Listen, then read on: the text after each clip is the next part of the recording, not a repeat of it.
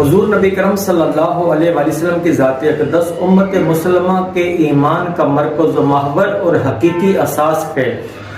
جب ہم قرآن کا مطالعہ کرتے ہیں، حدیث کا مطالعہ کرتے ہیں، ہم ایمان کی بات کریں، اسلام کی بات کریں، احسان کی بات کریں، تو ہمیں نمایاں شخصیت آقا علیہ الصلوۃ والسلام کی ہر جگہ نظر آتی ہے۔ یعنی کہ آقا علیہ الصلوۃ والسلام امت مسلمہ کے ایمان کا مرکز و محور ہیں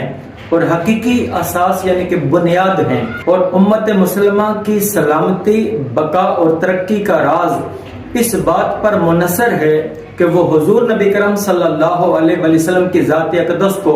اپنی محبتوں کا، عقیدتوں کا اور تمناؤں کا مرکز و محور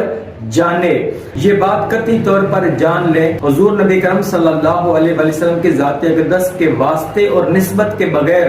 نہ تو اس دنیا میں عزت و سرفرازی نصیب ہو سکتی ہے اور نہ آخرت میں نجات حاصل کی جا سکتی ہے۔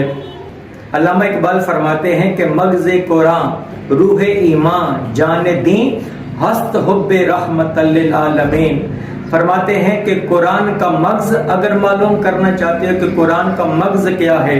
اور ایمان کی روح کیا ہے اور دین کی جان کیا ہے، تو سمجھ لو رحمت للعالمین کی محبت ہے۔ آقا علیہ الصلوۃ والسلام ہمارے دین کا مرکز و محور ہیں، تو آقا علیہ الصلوۃ والسلام کی محبت کو اللہ تبارک تعالیٰ نے کتنی اہمیت دی ہے۔ حضور نبی کرم صلی اللہ علیہ وسلم نے فرمایا لا یؤمن احدکم حتی اکون احب الیہ من والدہ وولدہ والناس اجمعین۔ تم میں سے کوئی بھی شخص اس وقت تک مومن نہیں ہو سکتا، یعنی اس وقت تک ایمان والا نہیں ہو سکتا جب تک کہ میں اسے اس کے ماں باپ سے بڑھ کر،